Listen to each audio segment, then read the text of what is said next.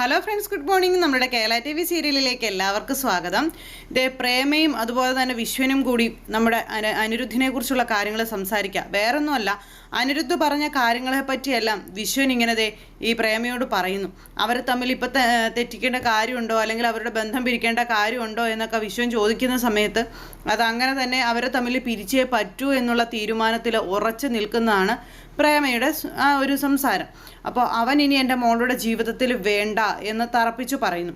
അപ്പോൾ നമ്മുടെ മോളെക്കുറിച്ചും അതുപോലെ തന്നെ നമ്മുടെ മോളുടെ കുറവുകളെക്കുറിച്ചും ഒക്കെ നിനക്ക് അറിയില്ലേ എന്നിങ്ങനെ ചോദിച്ചപ്പോൾ എൻ്റെ മോൾക്ക് എന്ത് കുറവുണ്ടെങ്കിലും അവനോളം അത് അത്ര വരില്ല, കാരണം അവനാണ് എൻ്റെ മോളുടെ ജീവിതത്തിലെ ഏറ്റവും വലിയ കുറവ് എന്നും പറഞ്ഞുകൊണ്ട് ഈ പ്രേമ ഇങ്ങനെ പറയാം.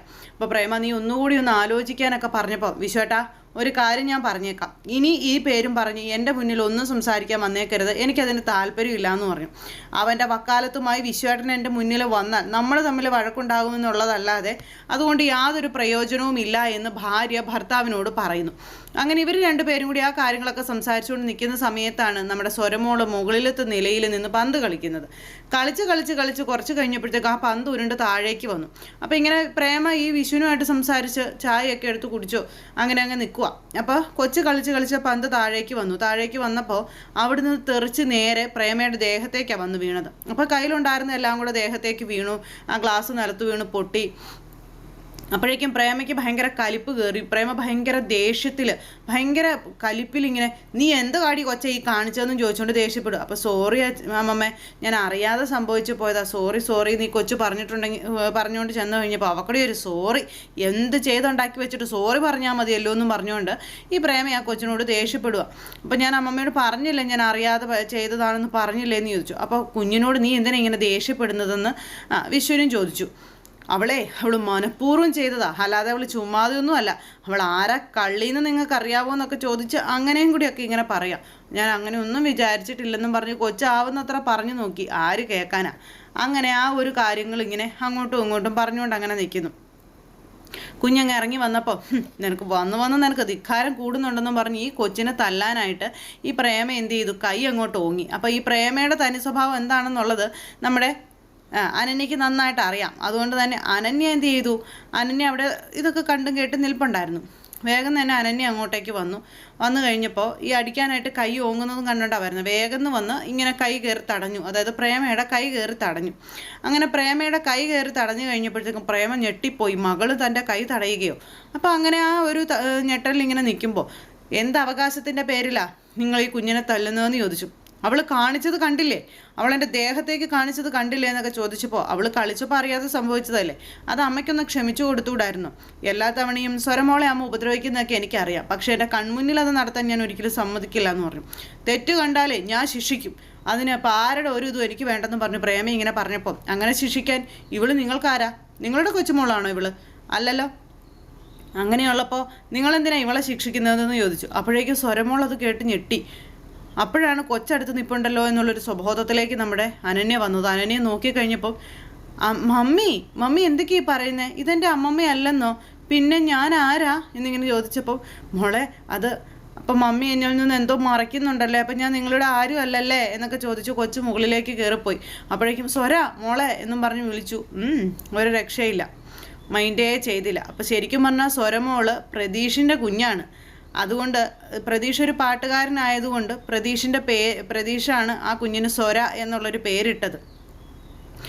ദുരന്തങ്ങൾ നടക്കുന്നതിന് മുൻപ് അനന്യയുടെ കൈകളിലേക്ക് നമ്മുടെ സ്വരയെ ഏൽപ്പിച്ചു കൊടുത്തതാ. ശരിക്കും പറഞ്ഞിട്ടുണ്ടെങ്കിൽ അറിയാനിരിക്കുന്ന കഥകളെന്ന് പറഞ്ഞിട്ടുണ്ടെങ്കിൽ ഒരുപാട് വേദനിപ്പിക്കുന്ന കഥകളാണ് ഇനിയും പുറത്തേക്ക് വരാനിരിക്കുന്നത്.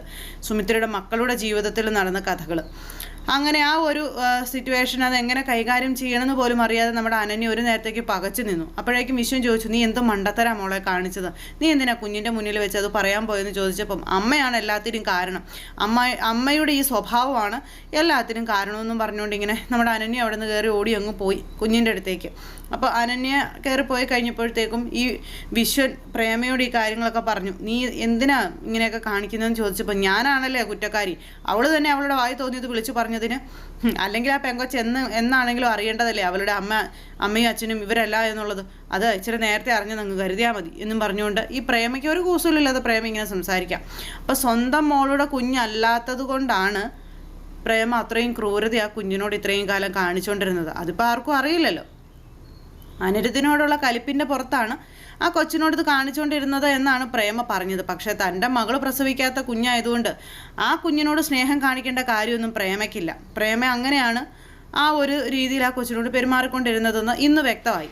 അങ്ങനെ ആ ഒരു കാര്യങ്ങളെല്ലാം അവിടെ സംഭവിക്കുന്നു. ഇതേ സമയത്ത് നമ്മുടെ സുമിത്ര വീട്ടിൽ ഇങ്ങനെ ഓരോ ജോലികൾ ചെയ്തുകൊണ്ടിരിക്കുന്ന സമയത്ത് സുമിത്രയുടെ ഫോണിലേക്ക് ഒരു കോള് വരുന്നു. അപ്പോൾ സുമിത്രയുടെ ഫോൺ റിങ് ചെയ്യുന്ന ശബ്ദം കേൾക്കുന്നത് ഏത് ലോകത്താണെങ്കിലും പറന്നു വരും സരസ്വതിയമ്മ.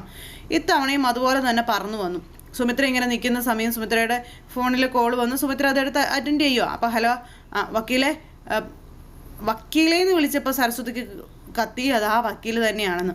അപ്പോൾ എനിക്ക് സുമിത്രയോട് കുറച്ച് കാര്യങ്ങൾ സംസാരിക്കാനുണ്ടെന്ന് പറഞ്ഞപ്പോൾ ഇത്രയും നാളും വക്കീലിനോട് സംസാരിക്കാൻ വേണ്ടി തന്നെയാണ് ഞാനും കാത്തു നിന്നത്.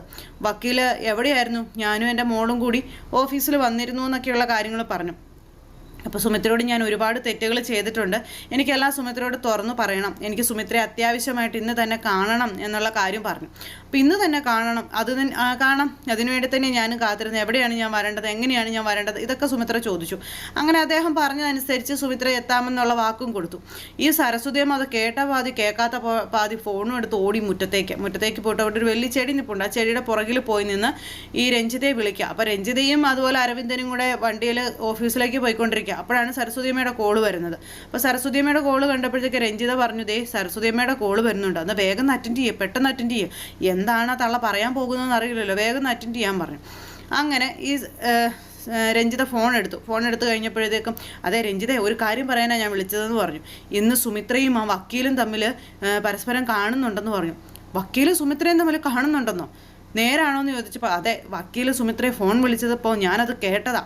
എവിടെ വെച്ചാൽ അവർ കാണുന്നത്, എവിടെ വെച്ചാൽ കാണുന്നതെന്നൊന്നും എനിക്കറിയില്ല, പക്ഷേ അവരിന്ന് പരസ്പരം കാണുന്നുണ്ട്, എന്തൊക്കെയോ കാര്യങ്ങൾ സംസാരിക്കാനുണ്ടെന്നൊക്കെ പറയുന്നത് കേട്ടു എന്ന് പറഞ്ഞു.